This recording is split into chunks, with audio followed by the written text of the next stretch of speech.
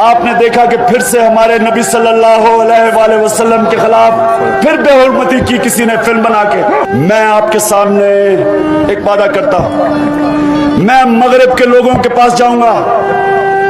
मैं मगरब के लोगों को जानता हूं, उनको नहीं पता, उनको नहीं समझ, ना इस्लाम की समझ है, ना उनको इस चीज की समझ है कि हम अपने नबी, प्यारे नबी से कितना प्यार करते हैं। उनको ये नहीं समझ कि मुसलमान अपने नबी के लिए जान देने के लिए तैयार है। मैं ये जिम्मेदारी लेता हूं, हम उन लोगों को बताएंगे, हम ये मुसलमान दुनिया के लीडर्स को इकट्ठा करेंगे।